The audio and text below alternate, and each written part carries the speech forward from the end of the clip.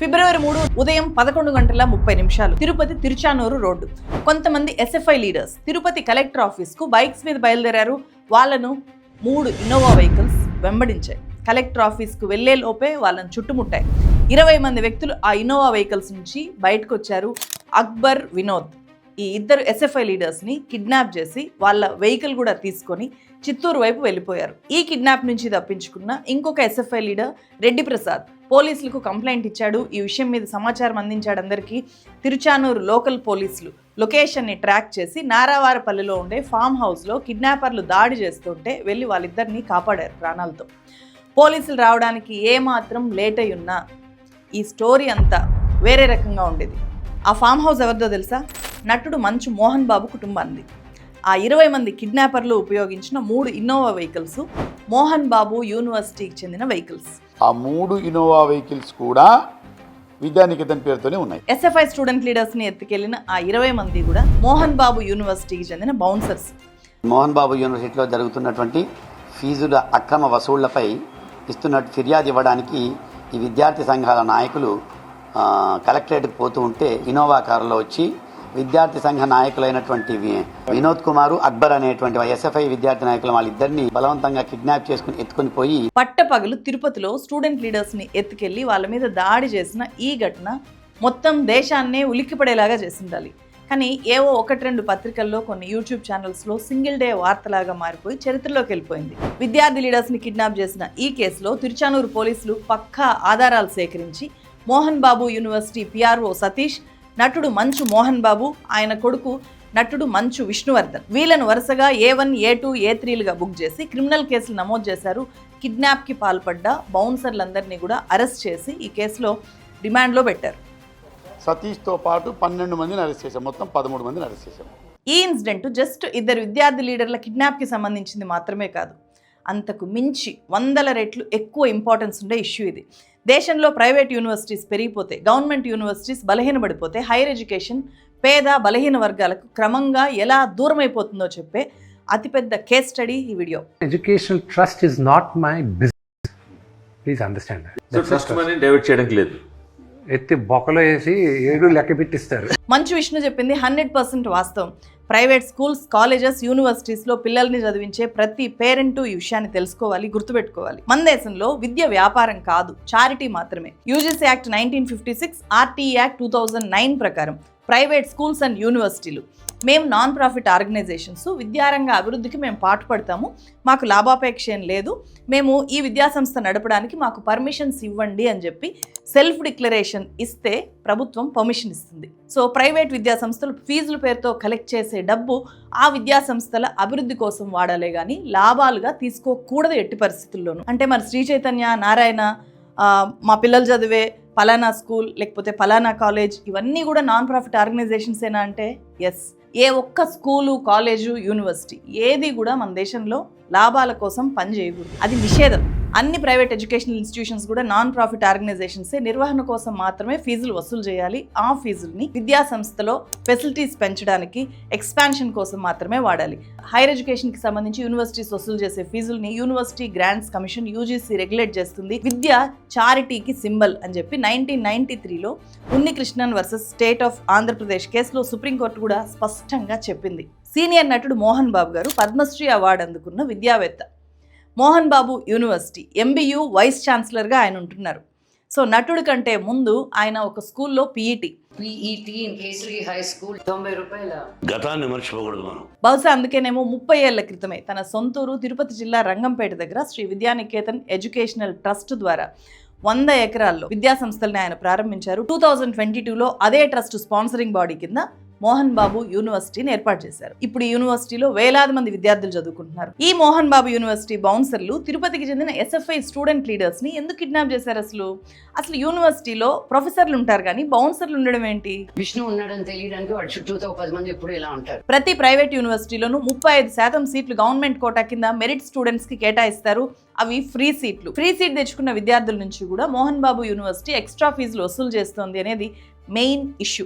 ఈ ఫీజులను డైరెక్ట్గా వసూలు చేయడానికి యూజీసీ రూల్స్ ఒప్పుకోవు కాబట్టి ప్లేస్మెంట్స్ ఇప్పిస్తాము అని చెప్పి ఒక థర్డ్ పార్టీ యాప్ని యూనివర్సిటీకి తీసుకొని వచ్చారు. దాని పేరు ఆదియోగి ఎడ్వర్స్ ప్రైవేట్ లిమిటెడ్.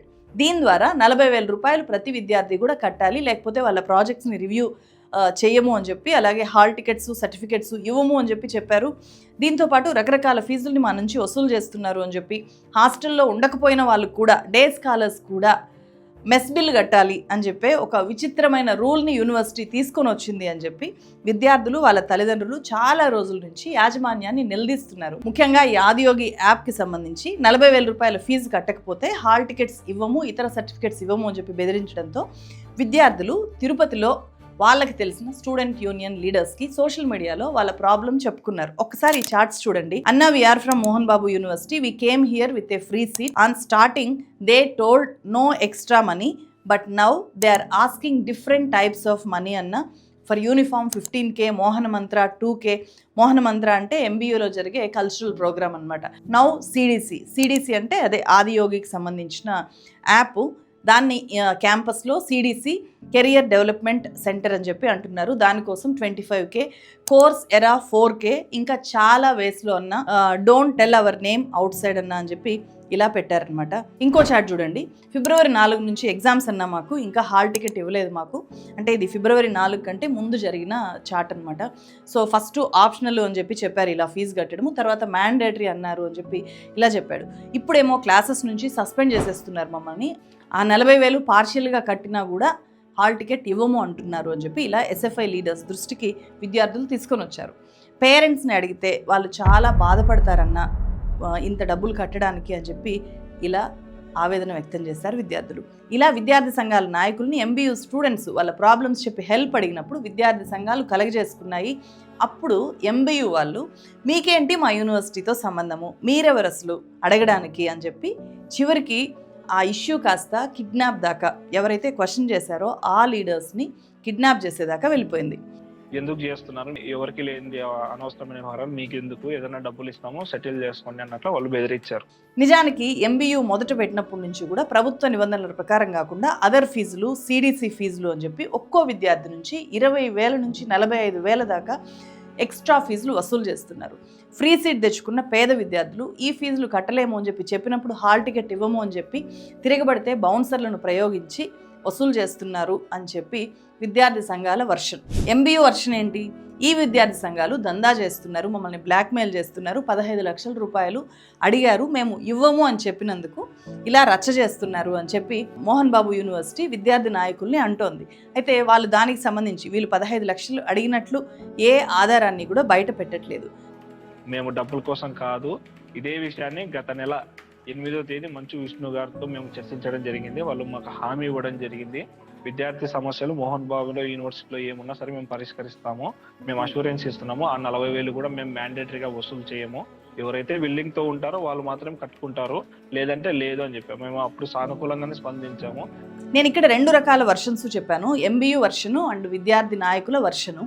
సో ఇది జరగడానికంటే ముందే MBUలో ఉండే విద్యార్థులు వాళ్ళ తల్లిదండ్రులు SFI లీడర్స్ని అప్రోచ్ అవ్వడానికంటే ముందే 2024 అక్టోబర్లోనే ప్రభుత్వానికి డైరెక్ట్గా కంప్లైంట్ చేశారు. CMO ఆఫీస్కి ఆ కంప్లైంట్ వెళ్ళింది. ఈ లెటర్ ఒకసారి చూడండి. CM ఆఫీస్ నుంచి CM కార్యదర్శి ఉన్నత విద్యాశాఖకు చర్యలు తీసుకోండి ఈ ఇష్యూ మీద అని చెప్పి ఆదేశించి రాసిన లెటర్ ఇది. ఫీజు రియంబర్స్మెంట్ వర్తించే విద్యార్థుల నుంచి కూడా మీరు వెంటనే ఫీజు కట్టండి అని చెప్పి మోహన్ బాబు యూనివర్సిటీ ఒత్తిడి చేస్తోందంట. ప్రభుత్వం నిర్దేశించిన ఫీజు కాకుండా అధిక మొత్తంలో ఫీజులు వసూలు చేస్తోంది. ఎవరైనా ప్రశ్నిస్తే పరీక్షల్లో ఫెయిల్ చేయడం లాంటి బెదిరింపులు చేస్తున్నారు. ప్రశ్నించిన వాళ్ళని బౌన్సర్ల ద్వారా లొంగ తీసుకుంటున్నారు. విద్యార్థులు వాళ్ళ తల్లిదండ్రులు అనేక ఇబ్బందులు ఎదుర్కొంటున్నారు. విద్యార్థులు ప్రభుత్వానికి వ్యతిరేకంగా ఉద్యమాలు చేసే అవకాశం ఉంది కాబట్టి ఉన్నత విద్యాశాఖ దీని మీద విచారణ చేసి చర్యలు తీసుకోవాల్సిన అవసరం ఉంది అని చెప్పి CMO ఆఫీస్ నుంచి విద్యాశాఖను ఆదేశిస్తూ ఆర్డర్స్ వెళ్ళినట్టు ఈ లెటర్ చెప్తుంది. దీని తర్వాత ఏమైంది? విద్యార్థుల తల్లిదండ్రులు డైరెక్ట్గా అక్రమ ఫీజు వసూళ్ల మీద చర్యలు తీసుకోవాల్సిందిగా రాష్ట్ర గవర్నరు అండ్ రాష్ట్ర విద్యాశాఖ మంత్రిని కోరుతూ కొంతమంది పేరెంట్స్ ఇట్లా వీడియోస్ కూడా రిలీజ్ చేశారు. ఇది అలాంటి వీడియోని. మంత్రి అయిన రాకేష్ గారికి, గవర్నర్ అయిన అబ్దుల్ నజీర్ గారికి నమస్తే అయ్యా. మా బాబు మోహన్ బాబు యూనివర్సిటీలో చదువుకుంటాడయ్యా. అక్కడ ఫీజు వేధింపులు అయితే చాలా ఇబ్బందిగా ఉంటుందయ్యా. మా బాబు ఫీజు రియంబర్స్మెంట్ మీద చేరాడు, ఎంసెట్ ర్యాంక్తో చేరాడయ్యా. పోయిన సంవత్సరం యూనిఫామ్ కానీ, మెస్ ఫీజు అని, ఇంకా చిన్న ఫీజులు ఉన్నాయ్యా, యాప్ కానీ అవన్నీ. ఆ 20,000 కాకుండా లెక్చరర్లకి జీతాలు ఇవ్వాలని 40,000 ఫీజు తీసుకున్నారయ్యా మాకు. మా దగ్గర నుంచి. సీఎంఓ ఆఫీస్ ఆదేశాల నేపథ్యంలో Andhra Pradesh higher education regulatory and monitoring commission ఇది చూస్తుందన్నమాట యూనివర్సిటీస్ అండ్ హైయర్ ఎడ్యుకేషన్ కి సంబంధించిన ఫీజులు, రెగ్యులేషన్స్, రూల్స్ అండ్ రెగ్యులేషన్స్ అన్ని 2024 నవంబర్లో MBU విద్యార్థుల మీద జరిగే అట్రాసిటీస్, అధిక ఫీజుల వసూలు మీద పూర్తి దర్యాప్తు చేయాల్సిందిగా ఒక 3 మెన్ కమిటీని వేసింది. 2022 నుంచి అంటే విద్యానికేతన్ ఎడ్యుకేషనల్ ట్రస్ట్ యూనివర్సిటీగా మారినప్పటి నుంచి MBU ఈ అక్రమంగా ఫీజుల వసూలు అనేది చేస్తోంది. గవర్నమెంట్ కోటా కింద చేరిన బీటెక్ విద్యార్థుల నుంచి రూల్స్కి అగైనెస్ట్గా 26,17,00,000 రూపాయలు వసూలు చేసింది అని చెప్పి ఆ కమిషన్ దర్యాప్తు చేసి తేల్చిందనమాట. ఒక రిపోర్ట్ రిలీజ్ చేసింది. ఈ డీటెయిల్స్ అవే. MBU 4 రకాలుగా రూల్స్ వైలేట్ చేసింది అని చెప్పి వాళ్ళు అక్కడికి వచ్చి దర్యాప్తు చేశారు. వాటిలో 1 ఎక్సెస్ ఫీజు వసూలు చేయడము, 2 ఇన్కమ్ ఎంత వచ్చిందో, యూనివర్సిటీకి ఇన్కమ్ ఎంత వచ్చిందో లెక్కలు చూపించకపోవడం, 3వది అటెండెన్స్ విషయంలో ఇర్రెగ్యులారిటీస్ అంటే అటెండెన్స్ పేరు చెప్పి విద్యార్థుల దగ్గర 7,500 రూపాయలని ఎక్స్ట్రాగా వసూలు చేస్తున్నారంట. సో అలాగే 4వది విద్యార్థుల ఒరిజినల్ సర్టిఫికెట్లన్నీ కూడా అక్రమంగా వాళ్ళు విత్హోల్డ్ చేస్తున్నారు అని చెప్పి పాయింట్అవుట్ చేసింది. ఇన్ని ఉల్లంఘనలు చేసినందుకు 15 లక్షల రూపాయల పెనాల్టీ MBU మీద ఎందుకు వేయకూడదు అని చెప్పి షోకాజ్ నోటీసులు కూడా ఇచ్చింది. మొదట్లో మేము ఎక్సెస్ ఫీజులే వసూలు చేయలేదు అన్న మోహన్ బాబు యూనివర్సిటీ చివరికి 2022-23 సంవత్సరంలో మేము ప్రతి విద్యార్థి నుంచి ఎక్స్ట్రాగా 24,500 వసూలు చేశాము. 2023-24లో ప్రతి విద్యార్థి నుంచి 37,000 రూపాయలు స్కిల్ డెవలప్మెంట్ కోసం వసూలు చేశాము. యూనివర్సిటీ కమిషన్ ముందు మోహన్ బాబు యూనివర్సిటీ ప్రతినిధులు చెప్పారు. ఇలా వసూలు చేయడం అక్రమము అని చెప్పి రిపోర్ట్లో రాసిన కమిటీ ఆ రిపోర్ట్ను ప్రభుత్వానికి కూడా సబ్మిట్ చేసింది. ఇప్పుడుండే టీడీపీ గవర్నమెంట్కి సబ్మిట్ చేసింది. సో టీడీపీ గవర్నమెంట్ వచ్చిన తర్వాతనే ఇదంతా కూడా జరిగిందనమాట. కమిషన్ 26,17,00,000 రూపాయలు ఎక్సెస్ ఫీజుల్ని 2025 జూలై 31 లోపు తిరిగి విద్యార్థులందరికీ కూడా వాళ్ళ బ్యాంక్ అకౌంట్ ద్వారా జమ చేయాలి అని చెప్పి మోహన్ బాబు యూనివర్సిటీని ఆదేశించింది.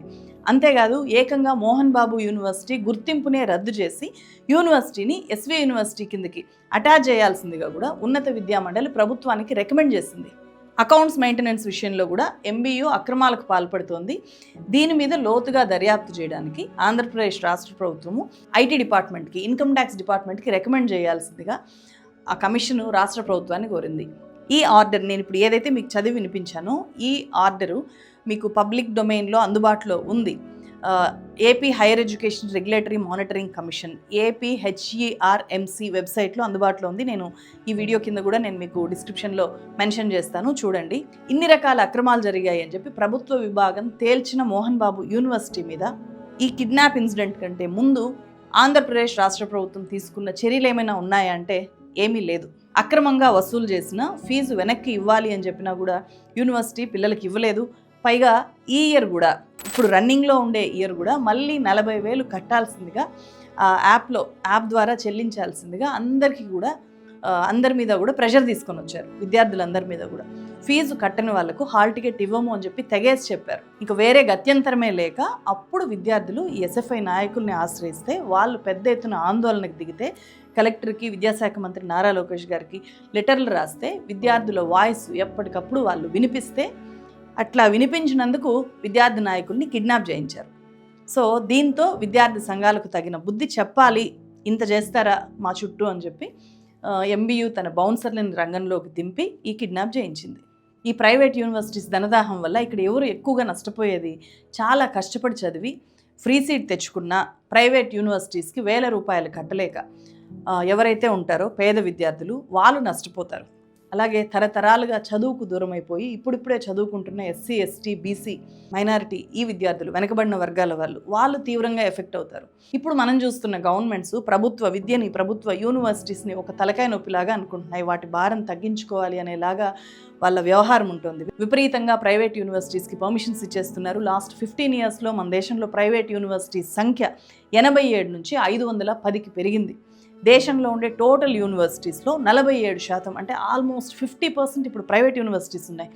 రీసెంట్ కేంద్ర బడ్జెట్లో ఎడ్యుకేషన్ కోసం చేసిన కేటాయింపులు కేవలం 1,39,000 కోట్లు. ఇది టోటల్ బడ్జెట్లో 53 లక్షల కోట్ల టోటల్ బడ్జెట్లో ఇది 2.6% మాత్రమే.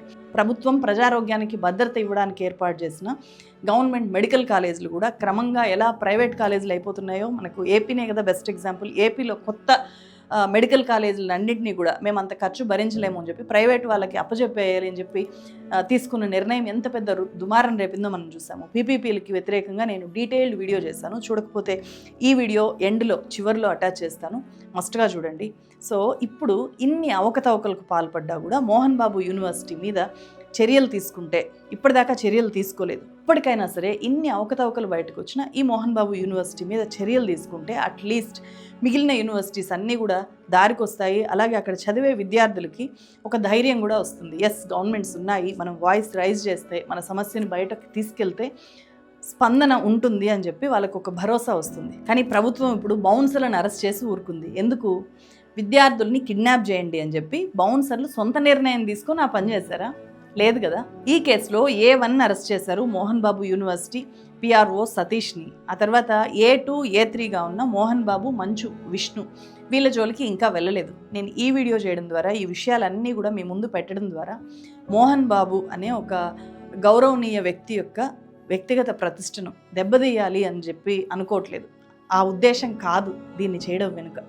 నేషన్ బిల్డింగ్లో భాగంగా విద్యాభివృద్ధికి పాటుపడతాము, చారిటీ చేస్తాము అని చెప్పి పర్మిషన్ తెచ్చుకొని విద్యాసంస్థలు అండ్ యూనివర్సిటీ స్టార్ట్ చేసి ఈ స్థాయికి తీసుకొని వచ్చిన మోహన్ బాబు గారే ఇలా అయితే ఇన్ని రకాల ఇష్యూస్, పిల్లల మీద ఫీజుల వసూళ్లు ఈ రకంగా జరుగుతుంటే కేవలం కంప్లీట్గా లాభార్జనే ధ్యేయంగా పెడుతున్న ప్రైవేట్ యూనివర్సిటీస్లో ఇంకా ఎలా ఉండుంటాయి ఈ ఫీజుల దందా అనేది? ఉన్నత విద్యాసంస్థల్లో, మిగిలిన విద్యాసంస్థల్లో పరిస్థితులు ఎలా ఉంటాయో కూడా ఇంతకంటే ఎక్కువ లోతుల్లోకి వెళ్ళి తెలుసుకోవాలి అని చెప్పి ప్రభుత్వాన్ని అలర్ట్ చేయడం కోసం చేసిన వీడియో ఇది. అండ్ ప్రభుత్వం కూడా గవర్నమెంట్ యూనివర్సిటీస్కి భారీగా నిధులు కేటాయించాలి.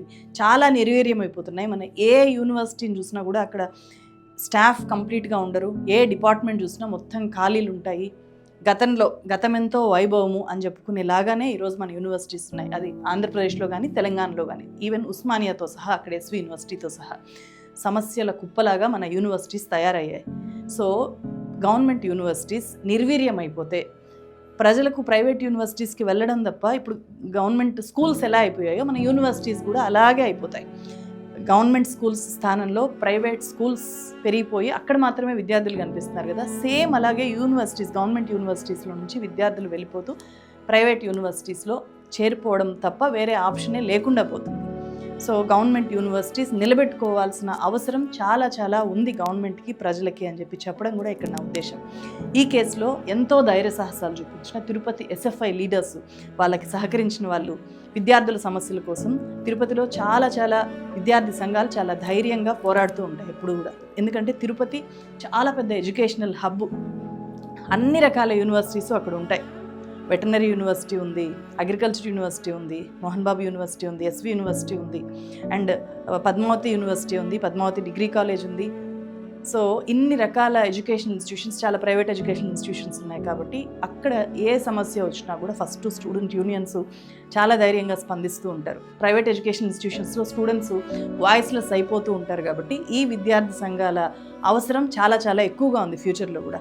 మోహన్ బాబు యూనివర్సిటీ ఇన్సిడెంట్ నేపథ్యంలో అన్ని ప్రైవేట్ కాలేజెస్లో ఏం జరుగుతుందో ప్రభుత్వం తెలుసుకోవాలి. అలాగే ప్రైవేట్ యూనివర్సిటీస్లో, కాలేజెస్లో విద్యార్థులు తేలిగ్గా అక్కడ వాళ్ళు ఫేస్ చేసే ఇష్యూస్ని కంప్లైంట్ రూపంలో చెప్పడానికి ఒక టోల్ ఫ్రీ నంబర్ని ఆర్ డెడికేటెడ్ వ్యవస్థని ఏర్పాటు చేస్తే బాగుంటుంది అని చెప్పి కూడా నాకు అనిపించింది. ఎందుకంటే ఇక్కడ SFI లీడర్స్ ఎవరైనా సరే డైరెక్ట్గా విద్యార్థులు పంపే మెసేజెస్ని వాడుకొని వాటిని సొమ్ము చేసుకోవాలి అన్నా కూడా చేసి ఉండొచ్చు, లేకపోతే స్పందించకుండా కూడా ఉండిపోయి ఉండొచ్చు.